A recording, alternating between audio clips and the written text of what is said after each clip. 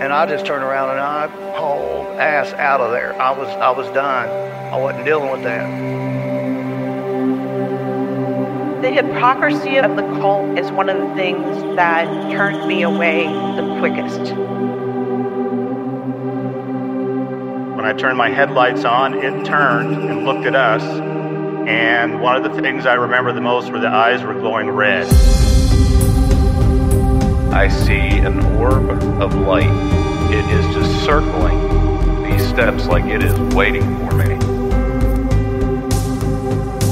And he begins to tell them that he saw a UFO. They're basically like, what are you talking about? That's 7 foot up on a tree, peeking around it, and that's where I saw the top of the muzzle, nose, and the eyes. As soon as I made eye contact with this thing, it felt like death. Welcome back to Tinfoil Tales. I'm your host, Brandon Wright. Tonight we're going to be joined by my guest, Leroy Nail. Leroy is the head of the Indiana Bigfoot Research Organization. He's helping put together the first annual Indiana Bigfoot Conference in Nashville, Indiana. That'll be in September of this year. So before we bring Leroy on and talk about all that, if you've ever had an experience or a story you'd like to share and you'd like to be on an episode of Tinfoil Tales, please send an email to tinfoiltalespodcast@gmail.com or go to tinfoiltales.com. Go to the contact section. Either way works for me. If you'd like to help the podcast out, please continue to share it around. Word of mouth is the best way of getting the podcast out there. If you also want to help out, you can please leave a 5-star rating and review wherever you listen to Tinfoil Tales at. That helps with the rankings. If you'd like to join the Patreon, you can do that. Links are in the show notes. It's $1.99 a month. You get early access to all the episodes. They're ad-free, plus there's some bonus content on there, exclusive episodes that are available only on the Patreon. So I encourage everyone to go over there and check that out. I will be making several different guest appearances this year, vending at some of these local events. I'll be at Bigfoots and Brews up in Wajack, Michigan on September 14th at the Sister Lakes Brewing Company. I'll be at the Indiana Bigfoot Conference September 27th and 28th down in Nashville, Indiana. I'll be at Para Unity 6 at the Miami County 4-H Fairgrounds here in Brew, Indiana on October 19th. I'll also be making an appearance down at Crawfordsville at the first annual Crawfordsville Paranormal Convention on Saturday, October 26th. That sounds like anything you guys would be interested in. Make sure to check out the show notes. There'll be more information there and more updates as things become more available. Remember to follow us on all social medias, Facebook, Instagram, X, all that good stuff. But I think now we're going to go ahead and bring Leroy on. Been looking forward to talking with him. I hope you guys enjoy the conversation. So sit back, relax, and enjoy the show. I'd like to take the time to welcome my guest tonight, Leroy. Thanks for coming on here and talking to me. All right, appreciate it. I met you about 2 months ago, roughly, at one of those Bigfoot gatherings they had up in South Whitley. Talked to you for a little bit and then reached out to you. Yeah. You want to let the audience know a little bit about what you do and a little bit of background about yourself? Yeah, I'm Leroy Nail. I run the Indiana Bigfoot Research Organization. And where we actually met at is one of the library presentations that I was doing. I go around and do a few of those throughout the year when I'm invited to go to a library. I enjoy doing them because I get to meet people and talk to people and hear some more experiences, which is always a good thing. And I've been running this organization for the last 10 years or so now. And over that period of time, I've got to have a lot of experiences and learn a lot of different things. My view on Bigfoot over the past 10 years has completely changed. I went from thinking maybe out west. I would buy it if it was out west, somewhere deep in the woods, but not in Indiana. Not around here. I've hunted these woods. I'm going on 64 years old, and I've hunted these woods my whole life, ever since I was a young teenager. And when I say that we're going to go in deep, all you're doing is walking out to the next road, because most of the woods in Indiana and forest in Indiana is not that deep before you hit another road. So when someone talked about a Bigfoot in this area, I'm like, I just I don't see it. I can't believe that until I got into it. And over the last 10 years, I've realized that it's not the case. It don't even take that much deep woods, deep forest anywhere for these forest people to be there. Um, there can be a tree line, just a ditch line that they'll travel through and don't understand it, can't explain it. But we've had reports and found prints in some of the oddest places, and sure, some of those someone could have planted. I'm not oblivious to that. People may be planting things for us because they want attention, or whatever might be the case. But I've run across some, and some just outside of towns and additions that we had to uncover underneath the leaves and stuff because they was buried, you know, and just happened to have a good tracker with us that found the print. And we've seen that in a few different places. I've talked to people that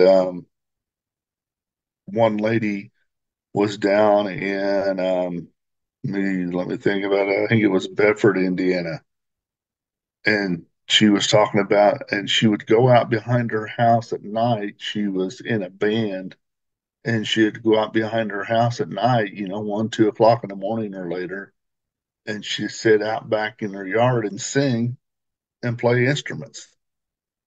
Well, she had him coming up and around her house, and of course that's why. But we was just right outside. It was on an addition, but on the backside of that addition was some rock quarries and stuff like this that goes into the woods. Not a whole lot of woods, but there was some woods there. And after I got there and was talking to her and looking around and hearing what she was doing, it's like, yeah, no wonder they're coming up here, and you're drawing them in with some music. We've Anything that you do that's a little bit odd, they'll come in to check it out. So um, it was very understandable that was going on. And that's some of the things that I've just learned over the past several years is you can't play anything off, no matter what someone's saying.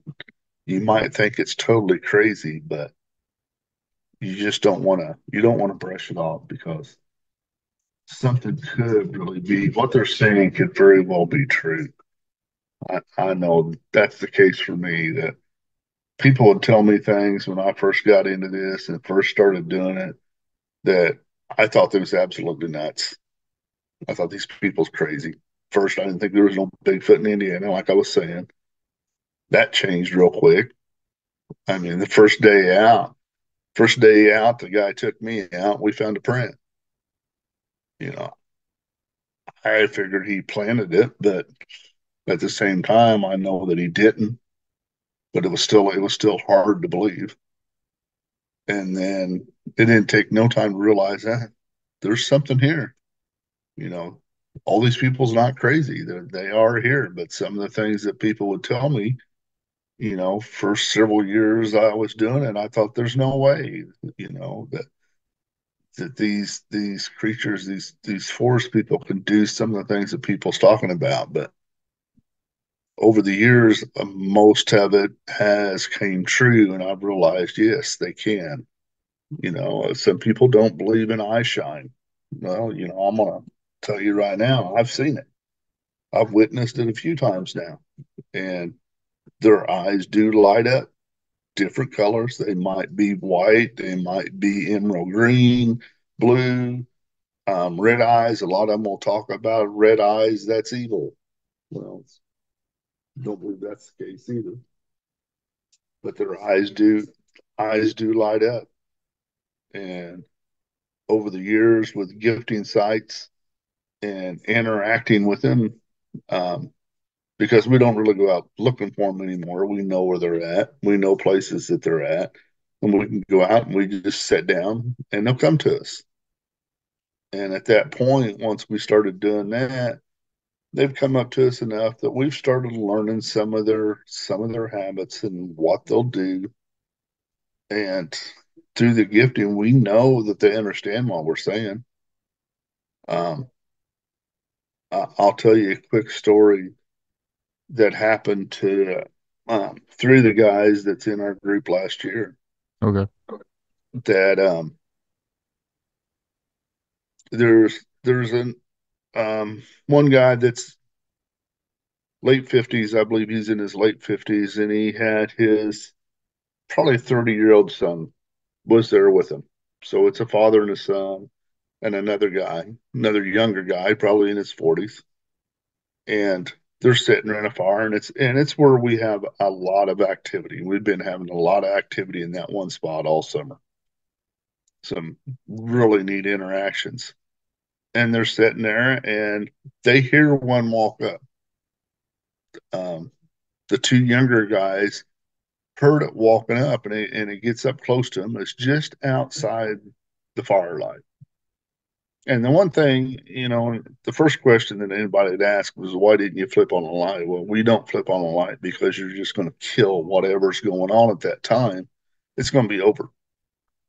And so we never turn on the light. So we want that interaction. So they heard this thing walk up and it would pace back and forth in front of it.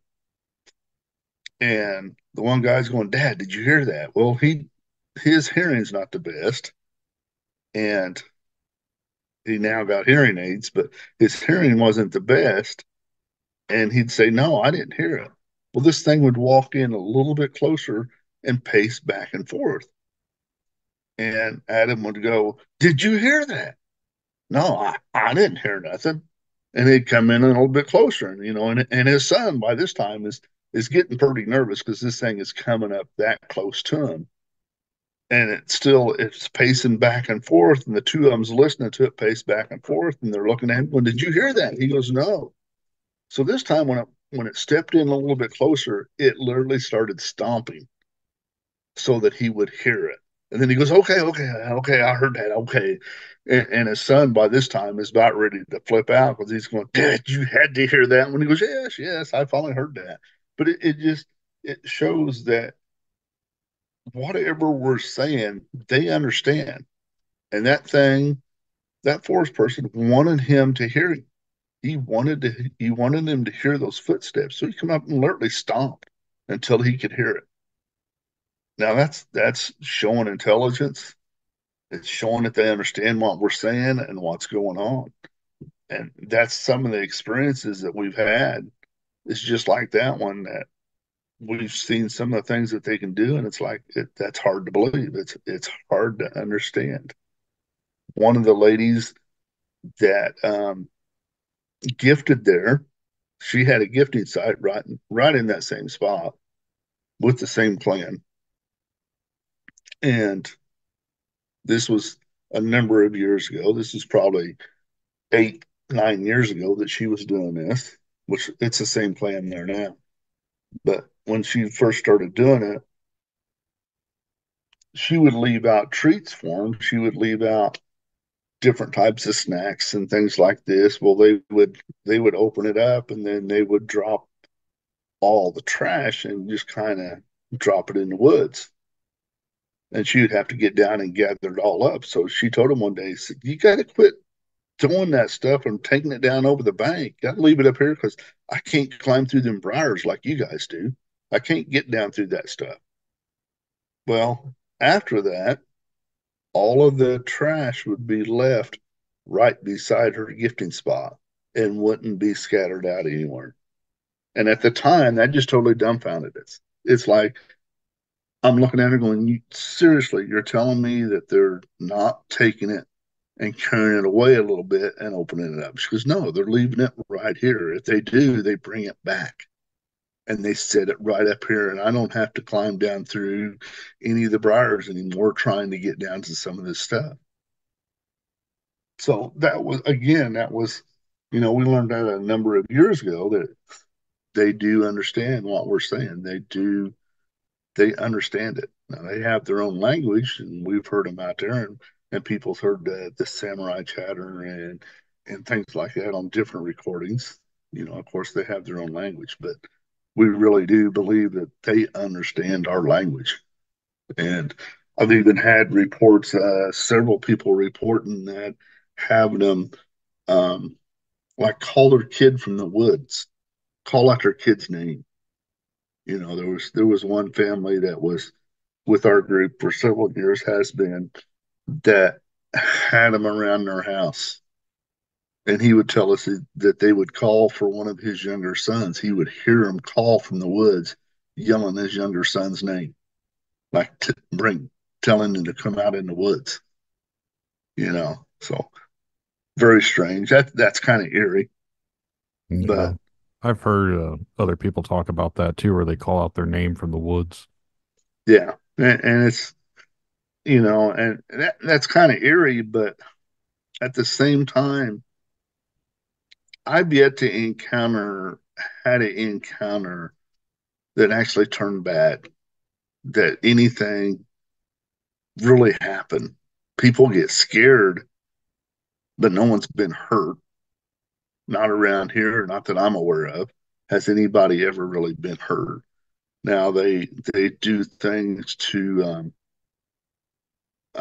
intimidate people, and I honestly believe that that's the teenagers that's doing that. The clan that we're dealing with most of the time, we know that it's got to be the teenagers, the the younger ones that's doing that, because what they'll do in this one campground, and it was seen done 2 or 3 times just last summer, that people will be camping, and some of ours will be sitting in one area, and they'll hear them just like we heard them that one night. They was walking around us, so we knew they was walking around the campsite, and they would hear them walking around the campsite, and then they go around the campground over towards where someone else is camping.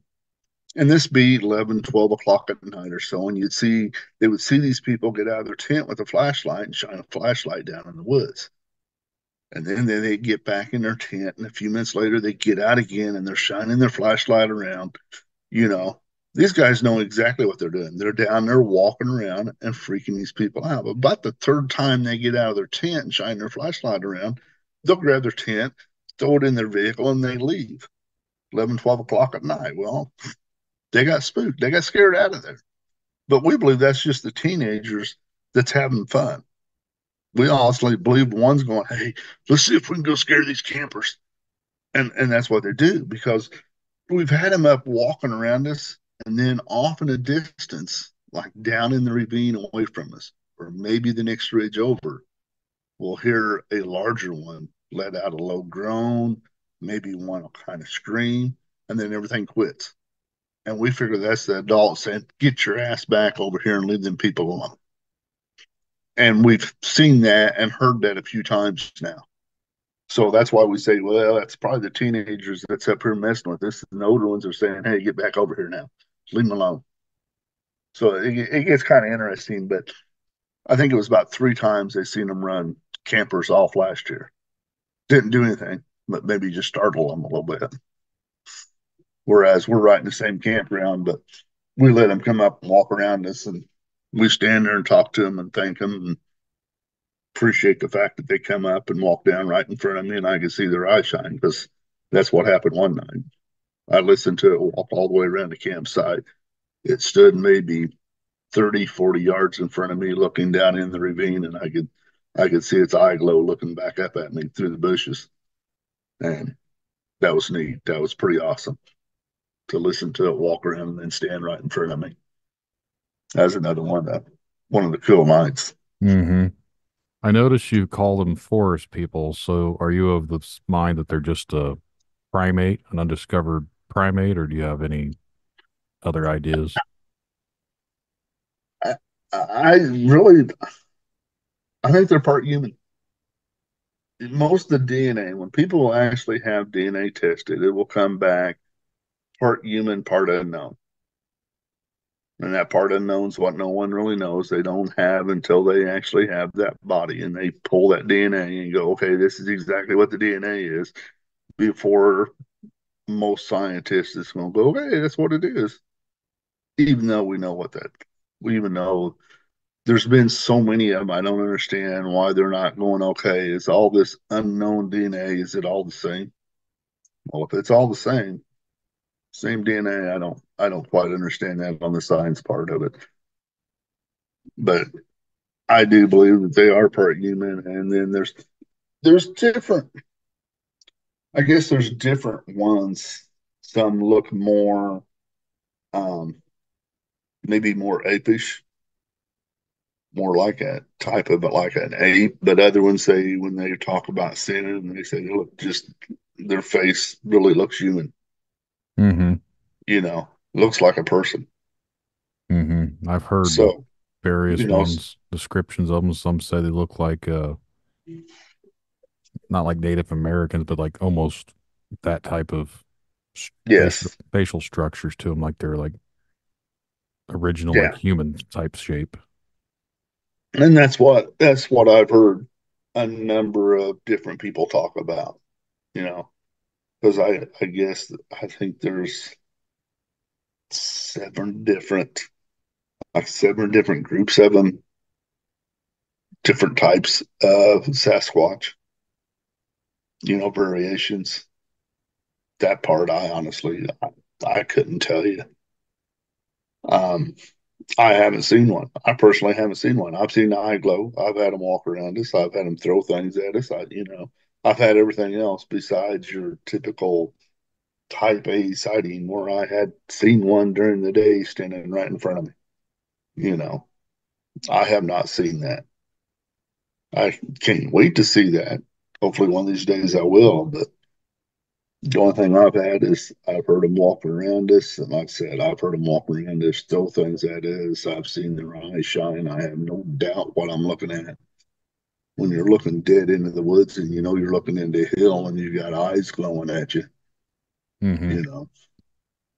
I've often wondered. I've had someone reach out to me too, and they're also from Indiana. It's a lady, and I haven't got her scheduled yet, but she talked about how she's friends with them, like she leaves them things. I wonder if we're talking about the same person. I don't want to mention it on air, but Could be, could be.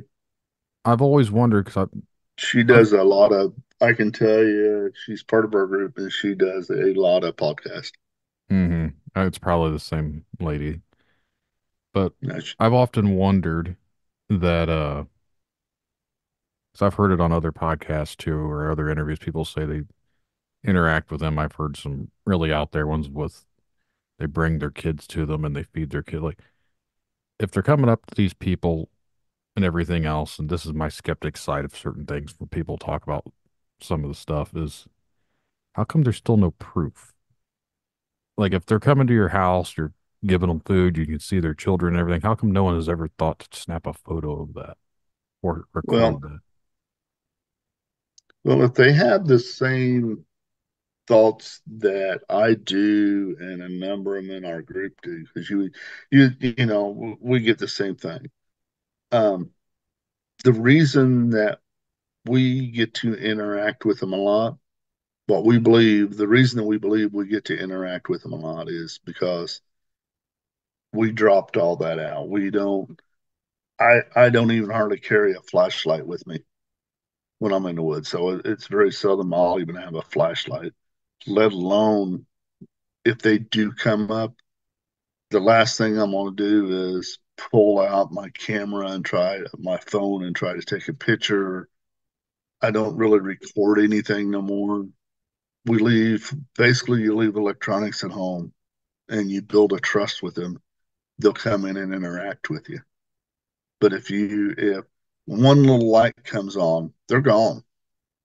I mean, if they come in around you, all you have to do is take your cell phone out and that cell phone light come on, just the light off the screen, all the activity's done. It's over. So if they're coming in around their house and they're actually interacting with them during the day, they could be showing them the same respect by going, I'm not going to do that. I'm going to let you be and have you trust me that I'm not going to do anything. I'm not going to try to take a picture of you. I'm not going to try to do that. So, I mean, and then, if skeptic, I would say I would have the same thoughts. Bull, you know, Mm-hmm. but that very well could be. I'm just saying that could be the explanation for some of it. I know that I probably wouldn't. I don't want, as much as I want people to know that they're there, I don't necessarily want to tell you exactly where they're at. I Yeah. don't necessarily want to take and I have people that I work with that I absolutely would not, and I tell them, I ain't taking you where I'm at. I'm not even going to tell you where I go. Don't want you to know because got a few of them that would be one of them I know. The first thing he'd say is, "I'll have that thing hanging on the wall." You know, well, that's the last thing I'm gonna do is let someone go hurt one of these things. You know, um, because we don't think that they're. I don't believe at all that they're some kind of vicious monster like everybody believes. We kind of think it may be the other way around. That they're far from being a vicious monster, and unless you pin them, unless you're trying to really threaten them, just like anything else. You can be the nicest guy in the world, but I guarantee you, if I put you in a bad situation, you're going to come out fighting for your life. And I may not be on the surviving end of it, but you could be the greatest guy in the world, but don't put you in the wrong position. Well, they're probably the same thing. They could be really nice, but you put them in the bad position, they're going to come out fighting for their life. I, And s- I don't think you're going to survive it. I said this to one of my friends is also a podcaster earlier tonight that we talk about these cryptids and monsters and UFOs and everything else. It's like, but honestly, the real monsters, the the things that we talk about, the actual monsters are the people themselves. Like Yeah. humans are the real monsters when you get down into the things. Yeah. When you really get down to it, we're kind of the disease on the planet in a way. Mm-hmm. We're the ones that destroy and kill everything. Yep. And I say that because as many times as I've had, like I said, I haven't seen one, not face to face, but I know that they're right there. And as many times that we've had them in like that, as many times as they've been around, they've yet to ever threaten in any way. And once I went out and I started dropping all the fear that they're going to come in and grab me, that they're going to do something, that's when I started having more interactions. That's when they did come up and I got to see their eyes shine and got to hear them walk up within just outside of the light of me. And I had a guy last year that spends a lot of time. Let me put it this way: he spends every night camping. He lives. He That's all he does. He's homeless and he lives in the woods. That's his lifestyle that he chooses. It's not because you know, the guy goes to work every day, and he's got his ways, but he actually lives in campsites and he travels from campsites to campsites across the state and stays in a few of them all the time. And he was telling me one night last year, he goes, these things are actually really polite. And I went, what do you mean they're polite? He goes, well, they always let me know when they're walking up. He goes, I hear them walk up here. He goes, I've listened to them come through the woods, walk right outside the campsite. They'll be pacing around the campsite here. He goes, but he goes, I never hear them leave. He says, now they make noise coming in, but they can leave in the silence. He says, that's because they're polite. They let me know that they're coming up. They're just being polite to me. Oh, yeah, you're probably right. Because we know that they can come in and be right on top of us, and we never know it. We never hear it. We've seen that several times. I mean, I've had him come in and be on the opposite side of the vehicle from us and leave handprints on it. We've had him come in and stand on the back side of one of our vehicles, and one of the ladies walked around, and one was standing just in the wood line from us. None of us knew it was there. Nobody knew it. So if they want to be quiet, they can. But we do believe most of the time, they have a tendency to let you hear them. So they are kind of polite. And if they wanted to do anything to us, they could have had us at any time. They could have grabbed us at any time. There's nothing we could have done. So that's why I've just kind of dropped the fear of it anymore, and I don't worry about it. If they come up around us, I'm like, thank you. I'm glad that you're here.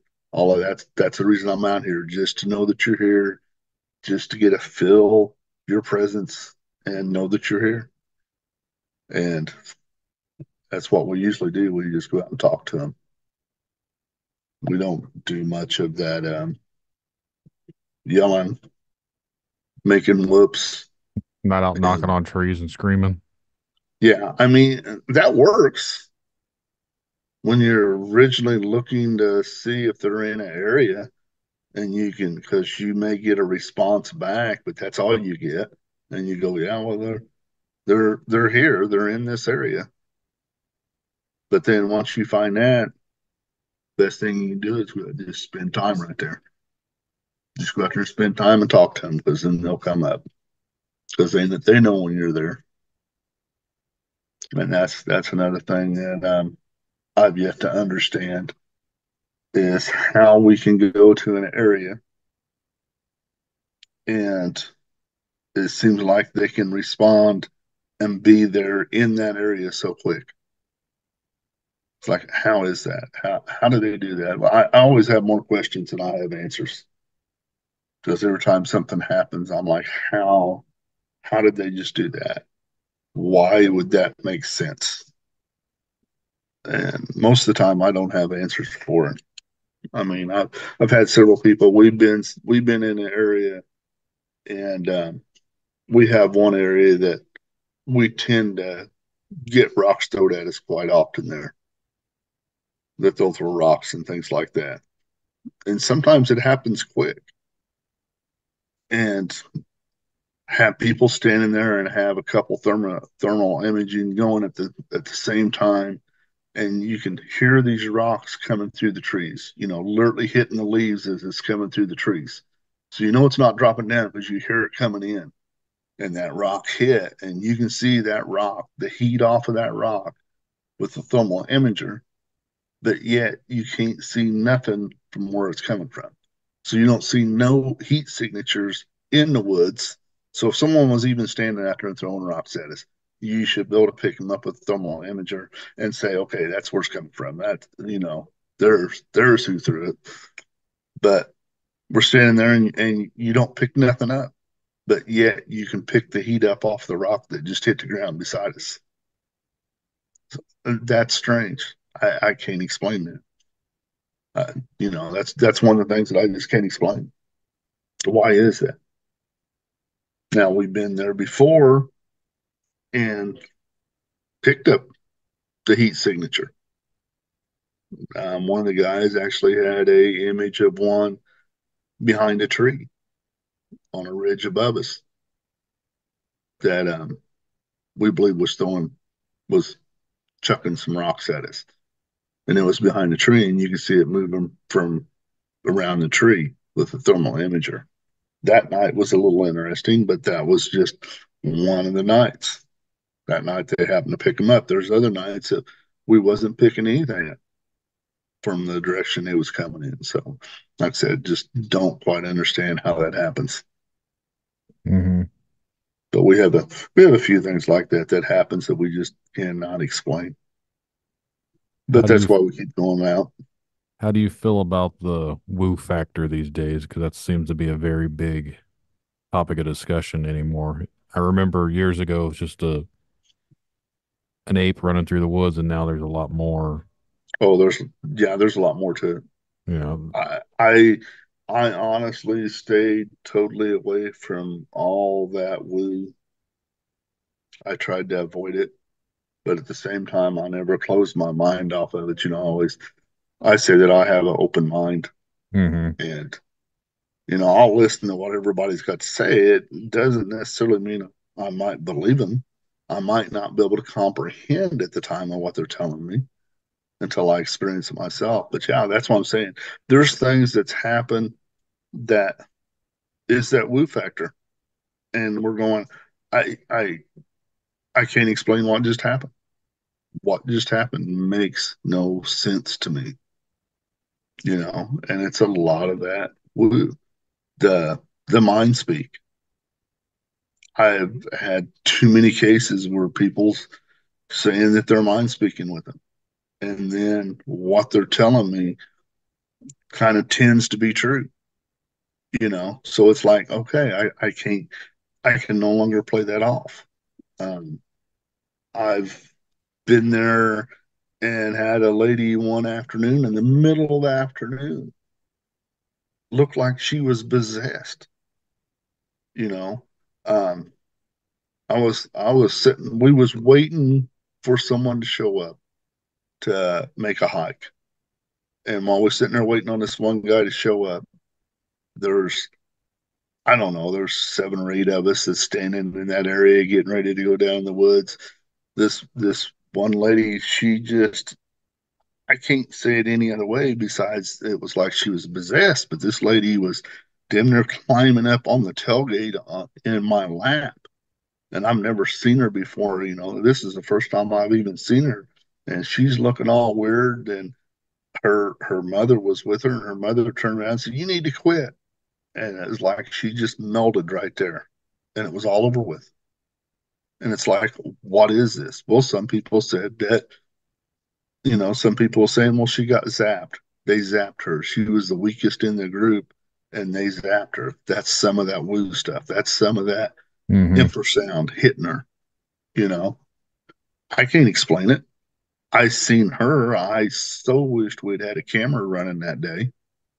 You know, because I would love to be able to go back and look on a videotape and actually see and have someone really look at it and see if they can figure out what the deals was with her.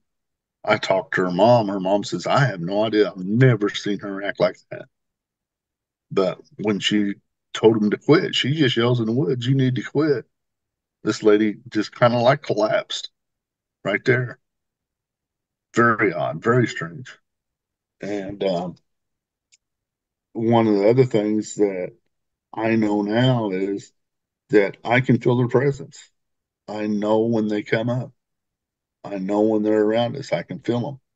And it's just when I first started doing it, I considered it just being nervous and my imagination getting to me because I would get real nervous and kind of like get freaked out. And then um, over the years, I started realizing that's not what it is. I'm feeling their presence. And the reason I say that, I worked with another guy. There's another guy that was with us that done the same thing. And talking to him and going through what I experienced, um, that's when I realized that's what I'm feeling. I'm feeling their presence.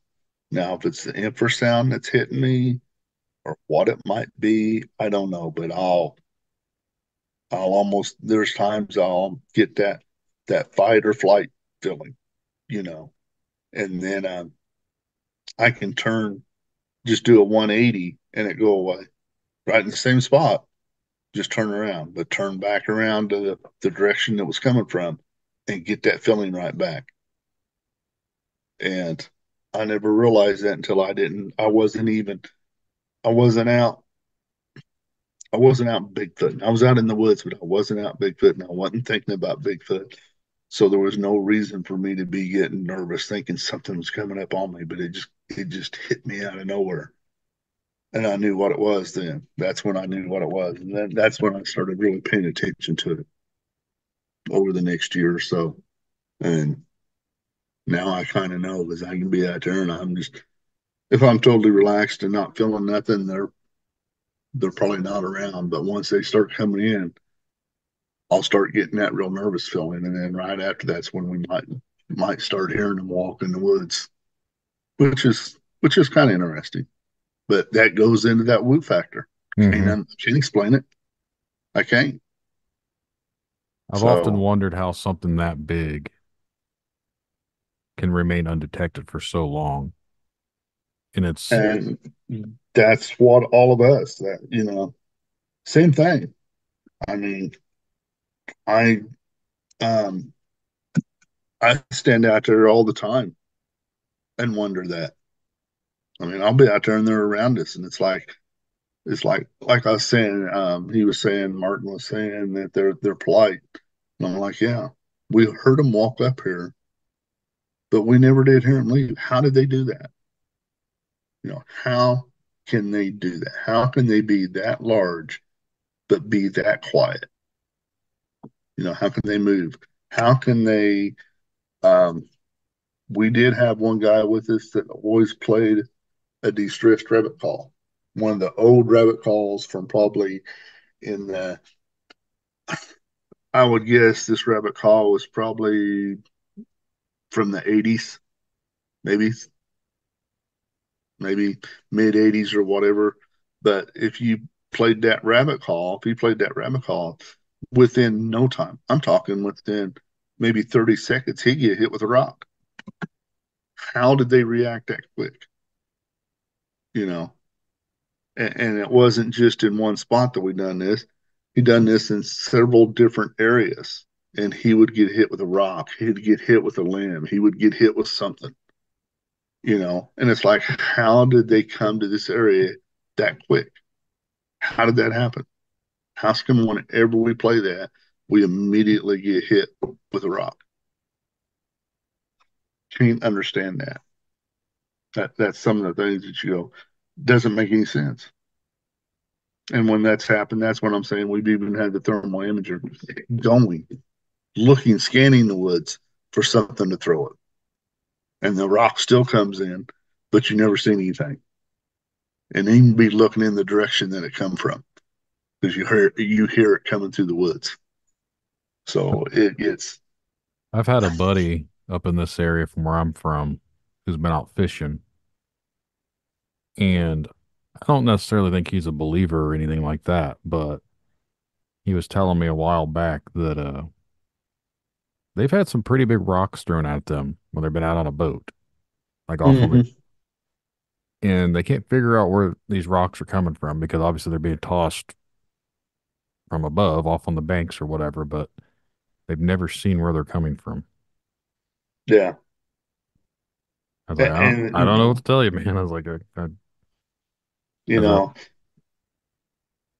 and why they're doing it, we really don't know.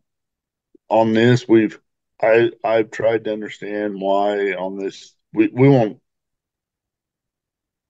don't ever let him play that distressed rabbit. We've quit letting that thing play.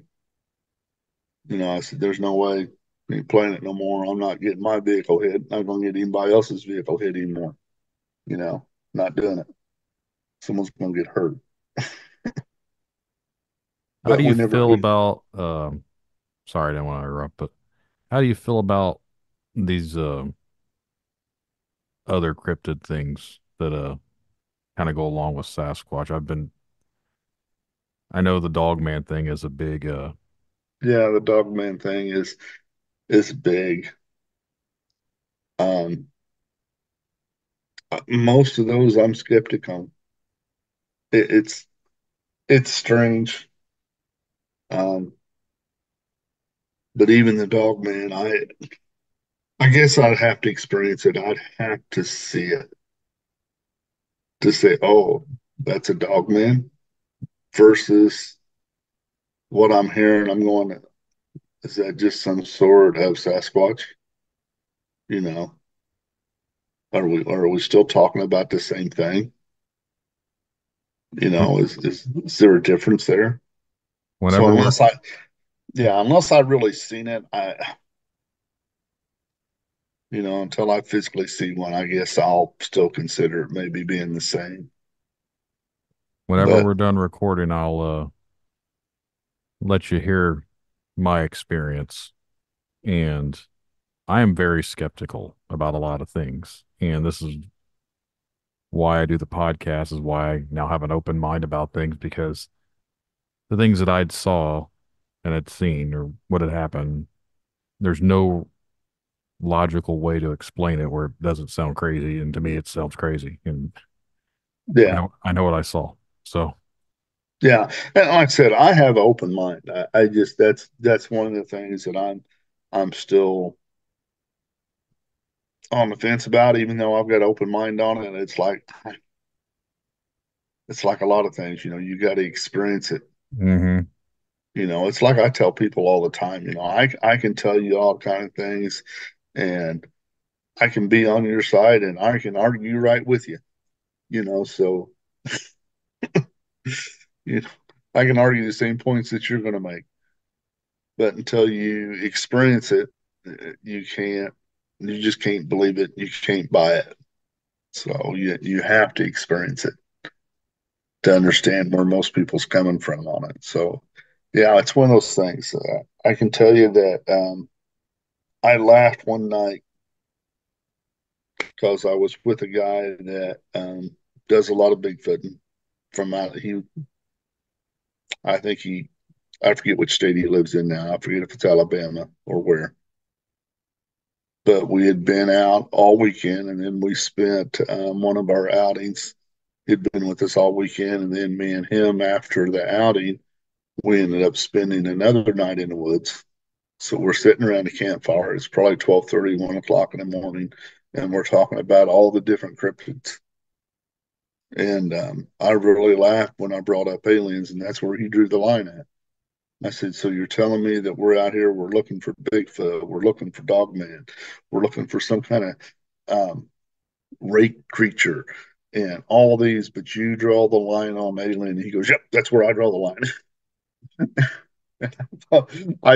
It struck me as funny, out of all the stuff, of all the I'm weird like, things, aliens, where you draw the line. yeah, aliens is where you draw the line at. And I'm like, okay, I get you now. That's where you draw the line at.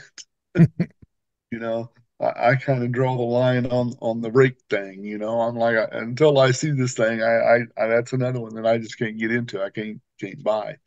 you know The yeah, rake, honestly, is a creepy pasta, and I think they're from the Pale Crawlers. I think that's the same thing, but that was originally, there's been sightings of those for years, but the rake actually, I think, was created like 15 or so years ago. It was like a creepy pasta thing, like Slender Man, and people have just ran with it.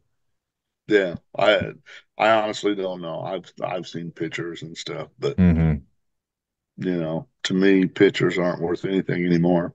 No, No. especially with the AI generated artwork. I don't know if you can see what's on Yeah, like my screen right now. That was all AI created for my podcast cover.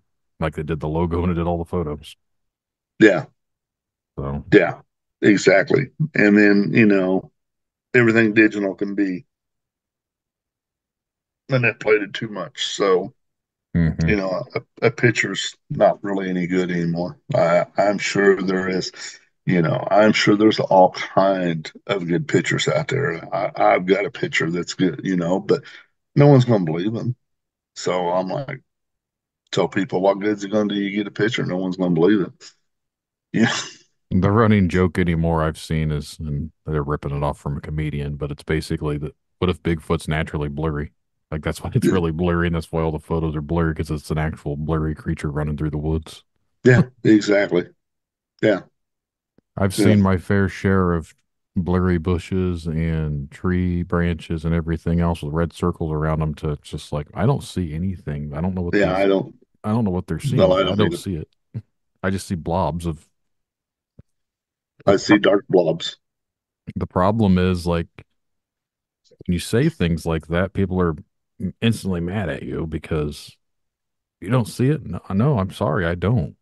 Like Yeah, I don't know. I'm the same way. They can believe what they want. I'm not going to criticize them for it. It's just, I'm sorry, I'm not seeing what you're looking at, you know.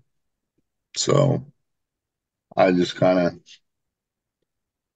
I stumbled across something today, and I'm not going to mention the name of the Facebook group or the YouTube page because he actually has like 20 something thousand subscribers. But there is someone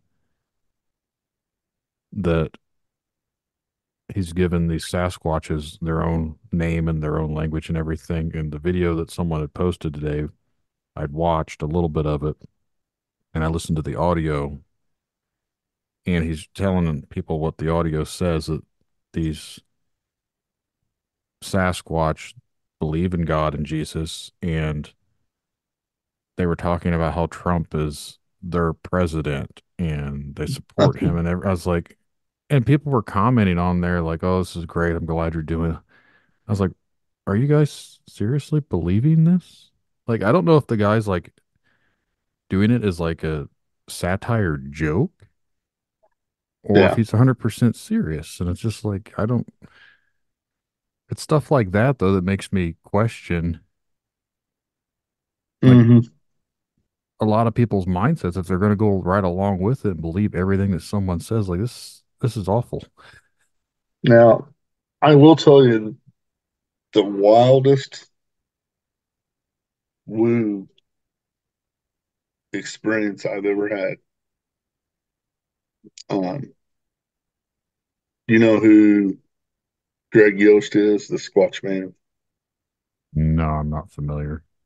You're not familiar with Greg Yost. Okay. No. He goes by the Squatch Man. Okay.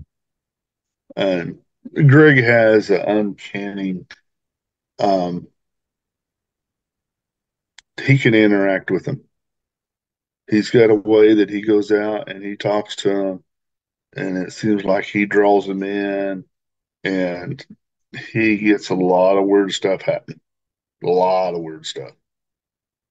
And people either like him or they don't. It's the bottom line to it. He'll be one of the speakers at our conference this year, and along with Ernie Pack from Pac-Man Paranormal.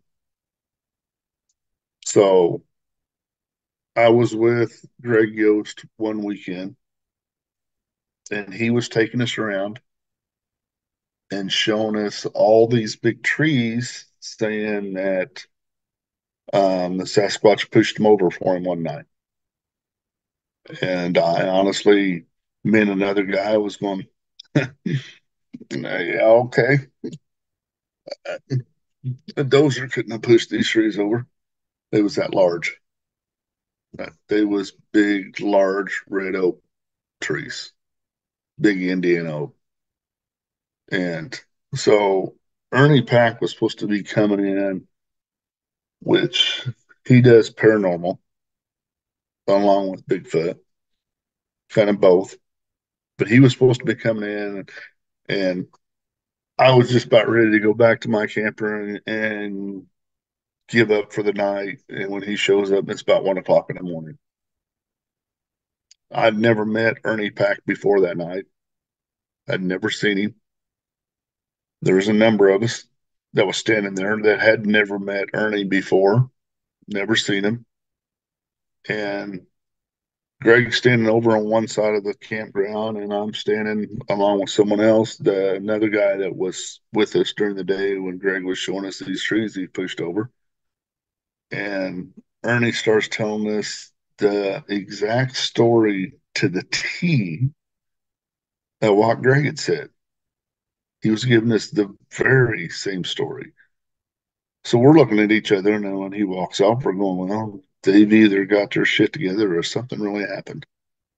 So that kind of started the night a little bit weird, because it's like these guys got their story together or something really did happen there. So they got all this paranormal equipment with them. And they claim that they can interact and speak with the Sasquatch through the voice box, just like you can with paranormal.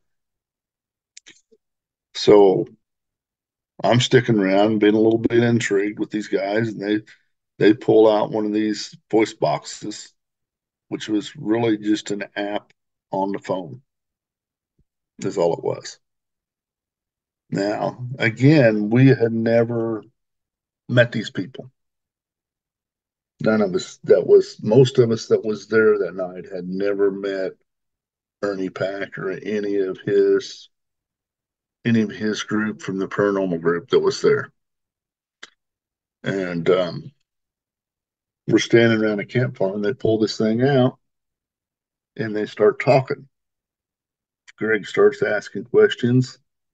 Now I'm not big into paranormal, but I've watched enough of the TV shows and stuff. I realize when they're using those voice boxes that it's usually not very clear and you can't always tell what something's being said. The first thing that starts coming across this is direct answers to what's being said, what's being asked, and clear as could be. Just clear. And all of us was standing around the fire, and they went around to each one of us and said, "Who is this?" And that voice box called out by name who the person was. Now, what's dumbfounding me is I'm sitting there going, okay, how can someone really be doing this when none of them has met us? They don't know us, but they know exactly everybody's name. And it went every single person there. And what ended up going on, we ended up supposedly having a conversation with, I think it was 12 different Sasquatches that was around us that night and was answering numerous questions, coming straight back, just answering quick. And very interesting night. That night left me totally dumbfounded. Now, when you get into the woo, I still can't tell you what we was talking to. If it was the Sasquatch that we was talking to, it was very interesting because they were saying that they talked to different clans all over. If one clan knows who you are, the other clans know who you are. And that's why they knew all of us by name, because we're known in one section of Indiana, so we're known all over Indiana with the other clans. And that's what they're telling us. They told us they was from, because we asked, where are you from? Planet Earth. We are from here, from Earth. So it was questions like that was being asked and was getting these direct answers. How much that, if I was being fooled, they was doing a good job of being fooled. Who we was talking to, what we was talking to, I still don't know. I can't answer that. But I can tell you that I went to bed early that morning or late in that morning, totally dumbfounded, totally lost, not understanding what really went on that night. So it was a wild night. I've always wondered when it comes to those spirit box things, when it's picking up these voices and everything else. A lot of people, again, I don't want to call it the woo side of paranormal, but it's more like the demonic side of paranormal. Everything's went demonic now on the paranormal side. Mm-hmm. Everyone says you're really just talking to demons. Yes, So I don't know if exactly. And if you're out there communicating with that and it's pretending to be what it wants you to think it is. yeah, exactly. And that's what we talked about. We after the next day we're talking, and that's what we're going. Just what was we talking to? The wildest thing about it is the one guy, as they went around, we know him as Jerry. Okay, that's what we know him by. But when they come around and said, "Who is this?" It said Dad. And we went, all of us are standing there going, "Dad, his name's Jerry." Till his wife went, "Only to you guys, everybody else, he's Dad. He goes by Dad to everybody else. Hmm. Only this group does he go by Jerry." And we're like, well, now that's different. Yeah. That's different. But again, like I said, I don't know I mean, I don't know if we was talking, if it was picking up a demon, if we was being tricked. Was it a guardian angel that was telling us, that knows everything about you, that was answering back to it? I don't know. A I lot don't of know, but you know, a lot of people think these Sasquatch and dogmen and all sorts of these cryptids or whatever are actually like remnants from like the fallen angels, the Nephilim and stuff like that. And again, I don't know what I believe. And if you go obviously the religious route with the Bible or whatever, it does say there was giants and it does talk about them, like these Nephilim mhm. beings and everything else. And that's why they sent the flood and why God sent the flood to wipe them all out. And there's still some alive. And that's where these people come up with the ideas that that's what these things are. Right. That's how they can mind speak. They still have that. They still have that human part in them. They have that and they have the demonic part with the fallen angels or whatever you want to call it like that. That's how they can do mind speak. That's how they can do all the other things that they do. That's why there can be a floating ball of energy go through the woods, and then there's a Sasquatch there. Yeah. You know, And it then that, gets into all that woo. yep. And then there's the interdimensional aspect to it. And that's where they come in with the whole alien theory too, is like they're not really aliens, they're interdimensional beings. And that's what Sasquatch are. That's why they disappear. That's why you see the ball of Hmm. energy because they open up a portal and they go through. It's like, again, 15, 20 years ago, they were just primates, undiscovered primates. Now there's just so much more Yeah. to it. Now there's so much more, and I was kind of staying, not knowing whether to go there or not. But that's what I'm saying. How, if we played a rabbit call and they throw rocks at us within a minute, how can they be in a spot that we're at that quick and respond that quick, no matter where we're going? Mm-hmm. You know what I mean? Because we had done that, and we could go to different areas and play that call, and get hit with something within minutes. How is that? You know what I mean? I don't remember where That, I heard this and from. that gets into that dimensional, Mm-hmm. you know, really into that woo stuff, that makes you stand there and go, that makes you stand there and question it yourself. Someone had You know? had an encounter and they were talking about it on a different podcast. This is before I even started my podcast. I was listening to several different ones, so I don't remember which one it was, but they supposedly had an experience with a Sasquatch, and I think it was out west. And then they got out of there. They left, and they were like a couple hundred miles away, and they saw the same one again. It was still there looking in the camper windows at them, trying to like mind speak to them. And I don't know if it's completely made up bull crap, whatever, who knows. But Mm-hmm. they were trying to get the point across that these things can just travel and always know where you're at. Yeah. And I'm Yeah. And I've heard that numerous times. I've heard that numerous times. I have people that's in the group. Um, One individual that is a straight up guy, no bullshit, and you know what I mean. He's pretty much straight up, and he will tell you about experiences just like that. You know, so it leaves you with a lot of questions. the more people You look know, into this, the more questions they come out with. They don't get answers, they get more questions. and that's what I say. The more that I get into it, the more unanswered questions that I get. I Hmm. mean, because I can't answer none of them. I can tell you that I have a lot of questions,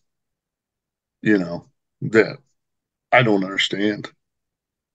You know, Well, I can't explain why there's a track, one or two tracks, and then nothing else. Where to go? yep. How did they get here so quick? How do they know if we go out where we're going to be at, and they're always there? You know, I I, I don't understand. Don't get it. How do they end up? Why do I end up getting reports right in the middle of a town, and there's not really any forest around. Why are they showing up there? You The, know, the other thing a lot of people ask are where are the bodies? Like, exactly. where are the areas where they live? Where's everything? Like, I don't know. Some believe that they buried their dead. Well, at some point during construction or excavations or whatever, you think you would uncover some of that, and You would uncover it. maybe there Yeah. has been, and again, that goes back into the conspiracy side of it that they're covering all up. Like, but But you would think at some point something would be dug up, you know, you know, some kind of bones would be discovered. So it I gets into going, don't quite get that. you know, that's where I struggle at is like if they're just a flesh and blood creature, where is the evidence to prove that? How do they hide? Where's the How do they disappear? Where's the bones? Where's the traces of it? where's the where's the physical evidence of it? Yeah. That's my that's the very same. That's what I'm saying. I can sit and argue the other side of it all day long because I sure don't have answers.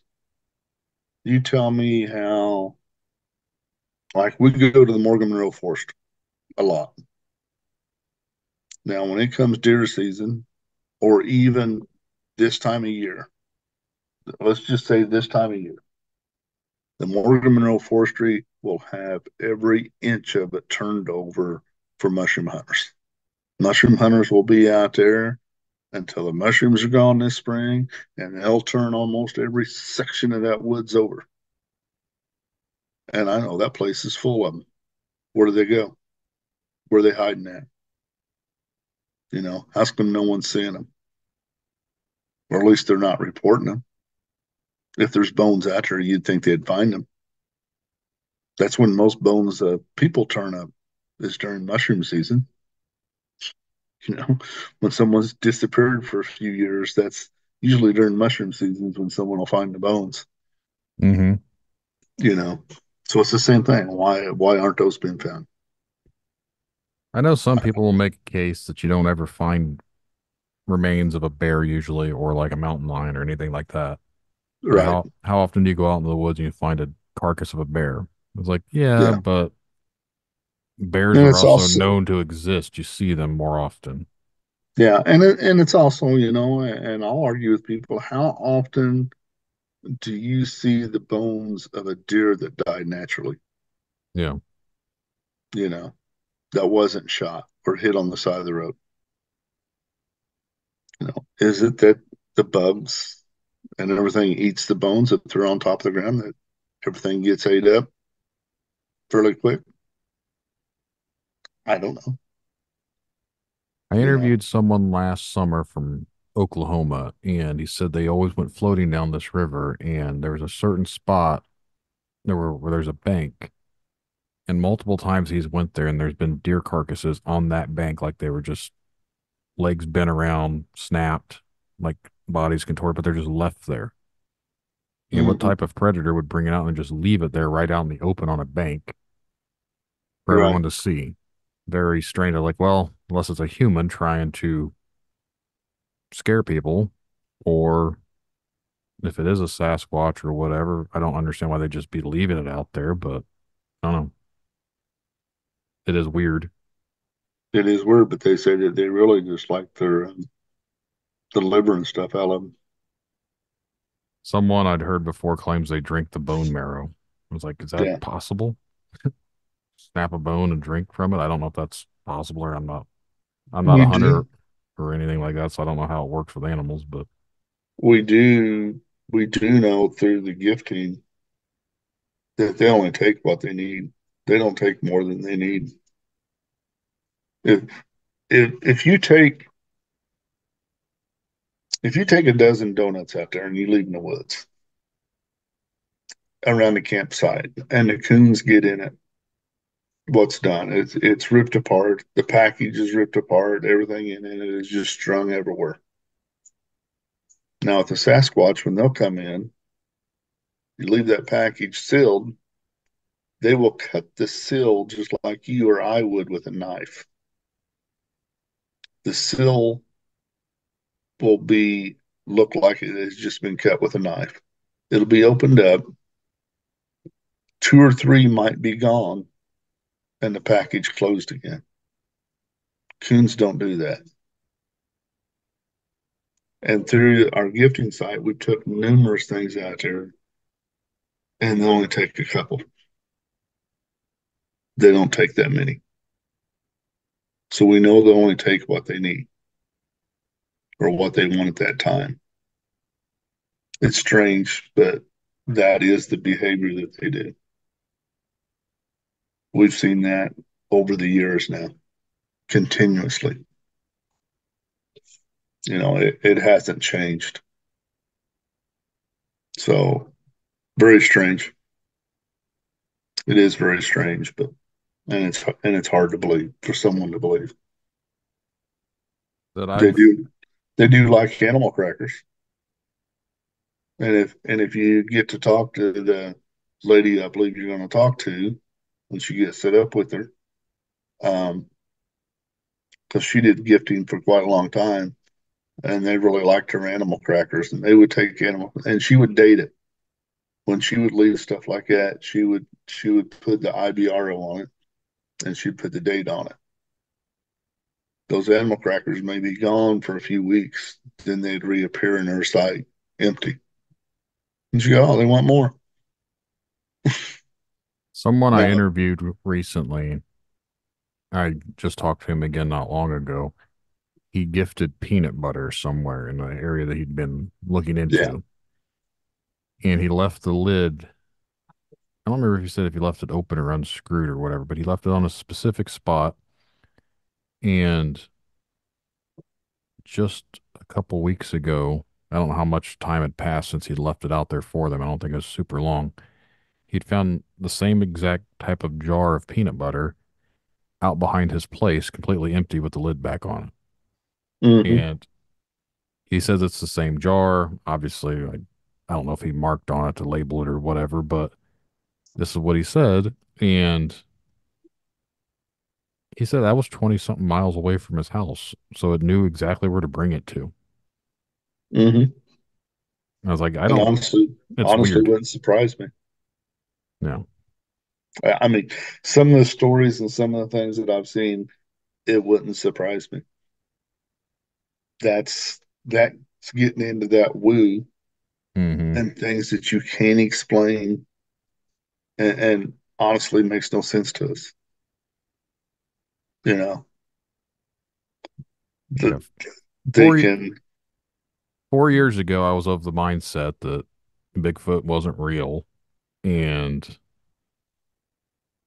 I wanted to think there could possibly be. I always thought the Patterson Gimlin film it looked fairly real, but I've always was thinking like there's no way that these things could be out there. And then I started going into more listening to podcasts, and I heard more about that, and I've heard more about the woo side and everything else. And now I'm open minded. I'm skeptical in a lot of things, but I honestly believe people are seeing and experiencing something. Now, what it is, I don't know, but yeah, something's going on. yeah. I can tell you, there's definitely something going on, and I can tell you there is things go on that I honestly, I just can't even explain.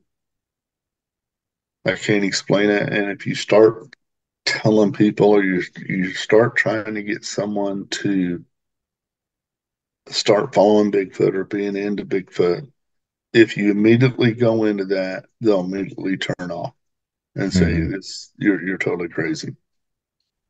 At this And point, I think everyone thinks I'm crazy. yeah, so it takes so when I'm talking to someone and they're totally against it or whatever, I'm going, well, you haven't had very many experiences with Bigfoot, or you'd be questioning yourself. You might have had an experience. Something might have stepped out in front of you. Something may have yelled at you. Something might have thrown something at you. You might have had some kind of experience, but you haven't had a whole lot of experiences, because if you had, you'd be going, this makes no sense. Because things happen that make no sense. It's just like last year, we're in another one of our camping areas. And it just so happened the weekend we was camping, the campground was empty.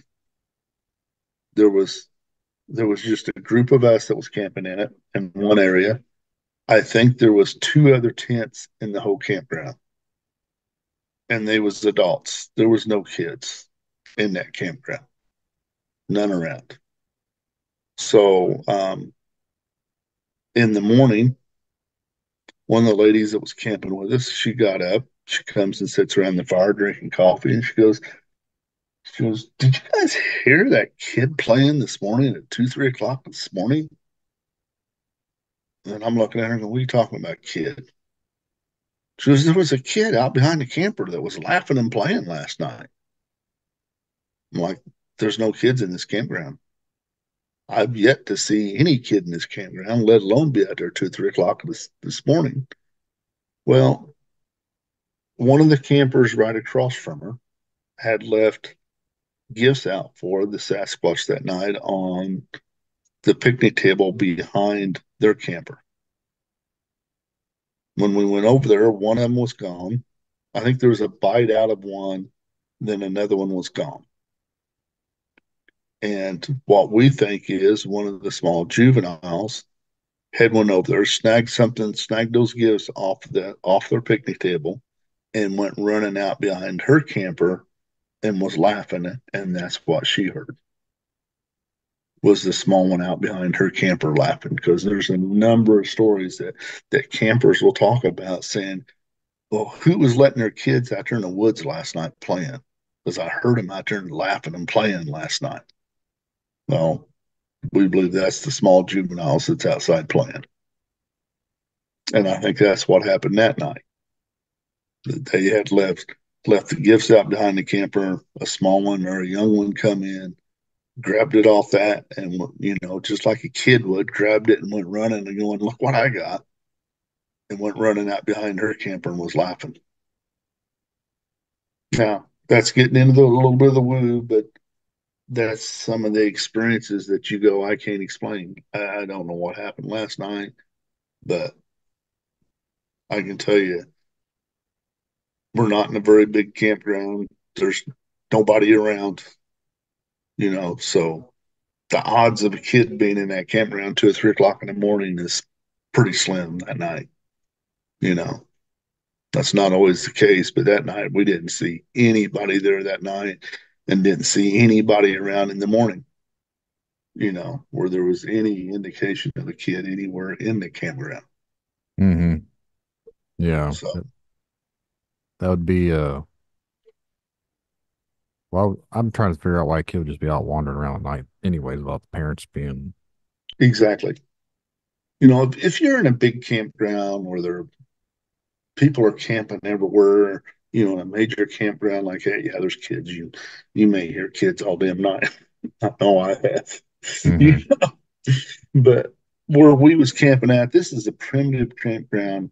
Like I said, the only we was in one area of it. There was 4 or 5 of us camping in that area, and then the rest of the campgrounds that we could see, there was two other tents in that on the far side from us that was away from us. That wasn't even really close to us, but there was no kids over there. So the whole area we was in, it was just us, you know. So the odds of a kid being out there seem pretty low to me. Yeah. No, I would agree with that too. So it's Well, just I was gonna say we could probably wrap this up. There's a couple things I wanted to talk to you about first that we can. Um, I want you to talk a little bit about the conference you got going on. I'll say, yeah, the conference. We're going to have really the first Bigfoot conference in Indiana.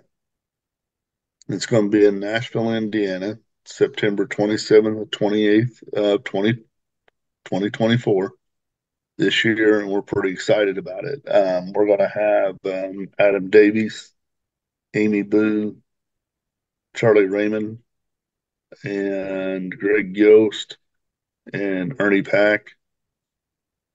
I'm thinking that's all besides myself will be speaking, and that'll be on Saturday, um, all day Saturday, starting at 9 o'clock in the morning, and I think from 9 to 5 that day. Friday night will be more of just a town hall meeting that we'll have, and that's going to be free to the public for anybody to come in and tell us stories, um, go through the vendors, see some of the good things in there. So hopefully that's going to be fun. We're going to have a bad boy bike, electric bike that we're going to raffle off. That's been donated to us, which is pretty awesome. It's about a $2,000 electric bike that's going to be raffled off. Nice. I think we're going to have like $5 tickets. Don't hold me to that. I'd have to look again what we got on it, but tickets might be like $5 or something like that for a ticket, and you don't have to be present to win it. If someone puts their name in on Friday and we draw the name on Saturday, we'll get in contact and they'll just have to come back to get it, but or get with us to pick it up. Or I'm just going to keep it myself because it's kind of a neat looking little thing. So that we're really looking forward to it. I think we're going to have a lot of fun, and hopefully we'll bring a lot of people in. Our tickets are selling. I'm still hoping to sell a lot of tickets, which would be great. We're almost. I'd have to go back and look again, but I think we're over halfway there on selling out for tickets. Where can they purchase tickets at? Indiana Bigfoot. It's Indiana Bigfoot Conference.com. I'll make sure to include that in the show notes for anyone listening. And that's down in Nashville, Indiana. So Brown County. Yes, that is in Brown County. Let me make sure that I'm telling you right. It's Indiana Bigfoot Conference.com. There's also on our website, you have places that you can look for lodging to give you lodging around there. And tell you about that. There's a sponsors tab if someone would be interested in sponsoring, and you can get tickets there. Tickets and merchandise, shirts that you can pick up there on site that we'll have. And I said we're working through this. This is our first one. So a lot of this we have been building from scratch all the way. Our website was built just for this year. We're still trying to make sure it all works. So I think we're completely functional now that we have a sponsors tab on there that someone can actually go in and sponsor us, because we had our web designer hadn't got that part of it done yet, and she's got that completed now. So I'm really excited about that was taken care of. So yeah, we're really looking forward to it. I think it'll be a lot of fun. The group of speakers that I've got, I think will be a really wide variety, and people will hear different views from the flesh and blood to the woo, which is what I want. I want people to hear different views on Bigfoot and different things that people believe in, and how big of there's a large range in it. And I want people to hear that, not just one view of it, but different views of it. So that's been kind of the goal the whole time on speakers and stuff like that, is to get a range, get a wide range of it. So when you're listening to Greg Yost and Ernie Pack, you're going to hear some woo. You get with Charlie Raymond out of Kentucky, and you're going to probably hear Flesh and Blood. You know, so and then the rest of them, there may be a mix of it. So we'll see. We'll see what happens, and hopefully it'll all go good. I believe it will. My plan, I've already been talking about it here and there, but I should be vendoring there. So Yes, everything, yes. I've got everything turned in for and everything else. So it's just kind of good to go. So for the listeners out there, if you're around Southern Indiana, you want to come out and check it out, I should be out there too. So you can always stop by and talk to me as well. Stop by and tell you some good stories. Yep, I'll have my And rig then, out there for anyone that wants to talk. yeah, and then like I said, Friday night, I hope that we bring enough people in for the town hall that we may hear some really good stories. Yep. I'm planning Is on being down both nights. So is that's what I'm hoping for. I'm hoping Friday night to hear some good stuff because a lot of people have a lot of experiences here in Indiana that don't normally get a talk. I'm going to do another library presentation down in Owensville, Indiana in June. I think June 21st. Last year when we was down in Owensville, we had over 200 people show up for a library presentation. And that's how much interest there is in Southern Indiana.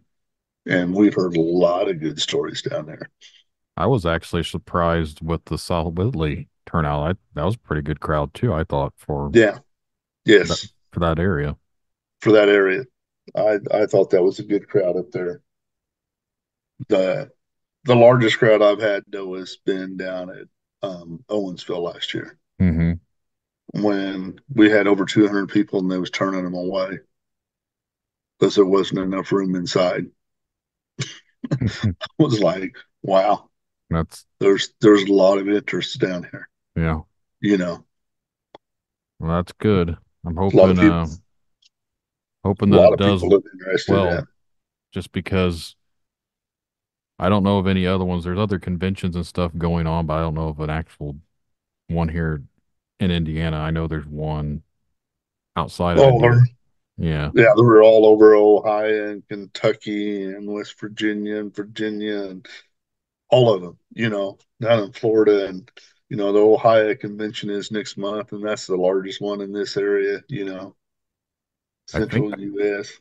I think it's the weekend before, or maybe it's 2 weeks before, but I know there's one up in Michigan that I'm supposed to be at too.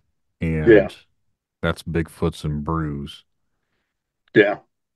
So But those yeah, they're all over. But yeah. I'm the same way. I don't know of one here in Indiana, and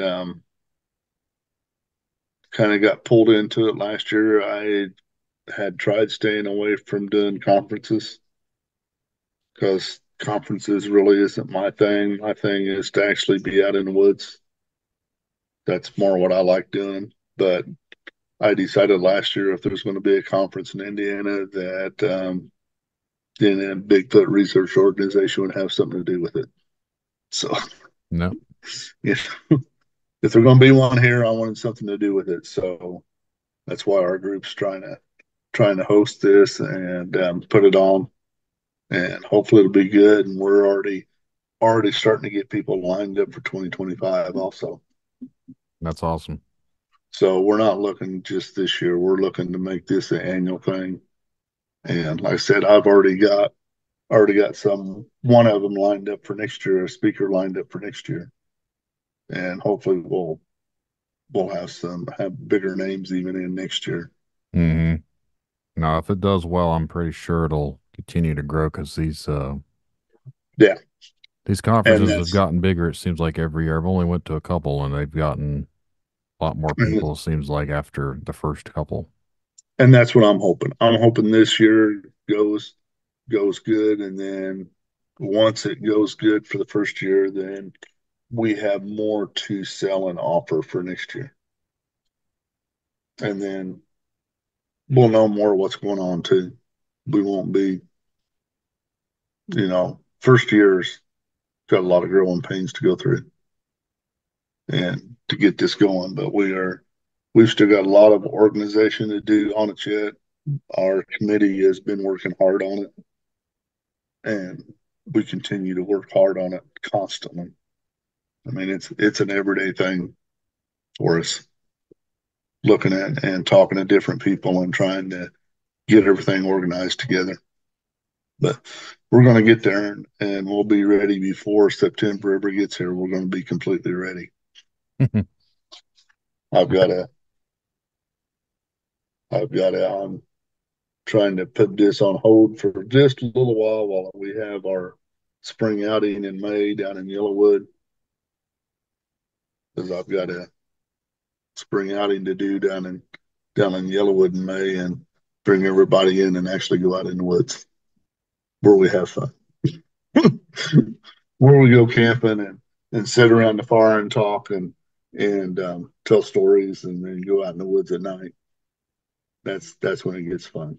They just had an outing up here at the Missinawall Reservoir, so it's not too far from where I live this past weekend. Right. Yes. I couldn't make it up there last weekend. I was going to go up there, and I couldn't make it up there last weekend. I didn't make it out. There's way too much going on that night. Yeah.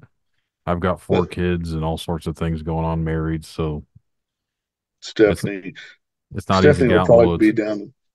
Yeah, Stephanie will probably be down in our spring outing. So she's a lot of fun. She was actually on one of my live streams, the first one I did a couple months back. She hopped on and talked about some stuff. So she seems like a really nice lady. Yeah, she's a nice lady, and I hope that she continues to keep doing good up there, because we're backing her also. Mm-hmm. I've actually, by the time this airs, this will already be happening. But tomorrow night, I'm supposed to go up to Fort Wayne because I was asked to be a speaker at the local UFO meeting. So I've got that tomorrow night, and then they're doing another one on Saturday that I'm guest speaking at here in my town of Peru, which I always thought was, when I found out about it, I was like, why are we having a UFO meeting in Peru? That seems weird. Just because it's a small little town. And then they asked if I wanted to be a guest speaker. I was like, sure, why not? I don't know what all I'm going to talk about, but see what it's all about, I guess. Yeah. But no, I wanted to make sure we talked about the convention, just because I know that's with it being the first one going on here, I thought it was kind of a cool thing and wanted to make sure we talked about it. Yeah, if I hadn't, I was going to get yelled at. I tell you the truth, I would have got yelled at again. No.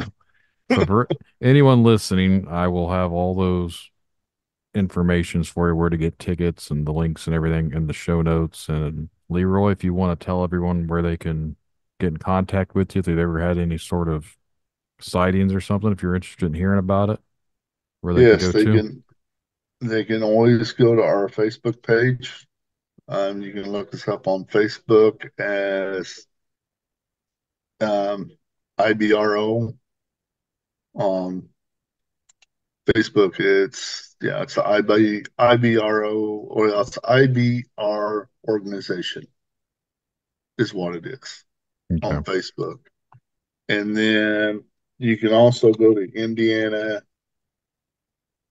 Bigfoot Research Organization. The Indiana Bigfoot Research Organization, will get tongue-tied here, is also our website. Is our actual website. Okay. Now, I'll make sure to include all that in the show notes, so everyone that's interested, they just go there and click on it. It should take you right to it. Yeah. And the actual website itself, it's Indiana Bigfoot Research Organization, but it's actually ibroindiana.com. I take it back, because that's what it is. It's ibroindiana.com. And there you can look at different reports and submit a report if you want, and see a little bit about the organization itself. So you can go on there and submit a report. And then we have a number of reports that's on there. You just have to go to the county and click on the county, and then under that county, there'll be different reports. There can be one or there can be several reports under that county for the different counties across Indiana. Mm-hmm. I recently downloaded let me look at it. I forget what it's called. I know it's the Bigfoot Mapping Project app. And it's got some little spots here and there that are actually not too far from me. So I'm kind of interested in that. Yeah. So I tell everybody, I'll be honest with you. I mean, it's what you find on the internet as far as reports is a drop in a bucket of what's really out there. Yep. Because there's a lot more reports that never get documented. I mean, it's just the truth to it. I know I don't document all of our reports. I don't tell all of our reports, and I don't give exact locations. I give counties, but I don't give exact locations. I know a lot of people want that. They want to know exactly where we're at. But I look at that and go, no, because a lot of these are on private property, and we have to respect people's private property. We don't want people going and running around someone's property just because they heard that there's a report there or a report in that area. You know, I just don't believe that's the way to handle things with people. Their privacy and their properties theirs, and don't need to have people running around being somewhere where they're not supposed to be. Yeah. So I don't give exact locations.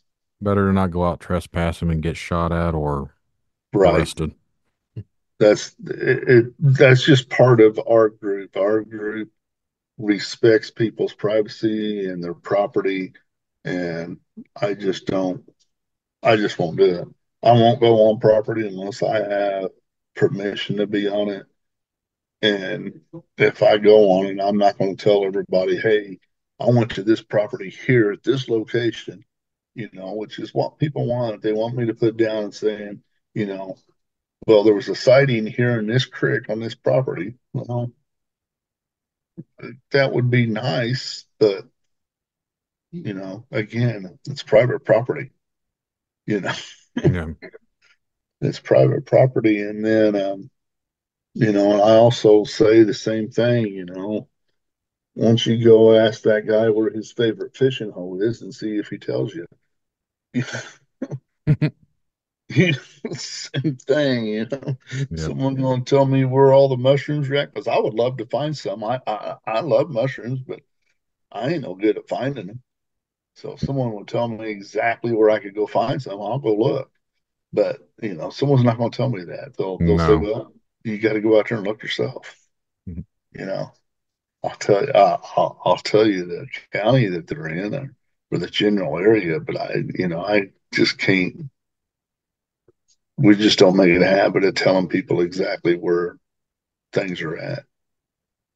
No, I don't blame you for that one, but I think we can probably wrap this one up. So, is there anything else you'd like to say before we do?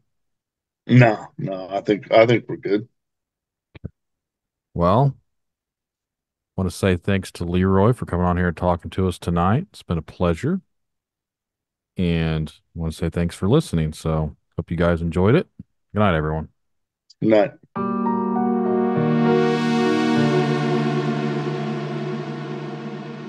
Remember, the truth lies in the stories we share, the connections we make. Stay curious, stay open-minded. Thank you all for joining us on this journey, and until next time, keep questioning, keep seeking, and keep exploring the unknown. Good night, everyone.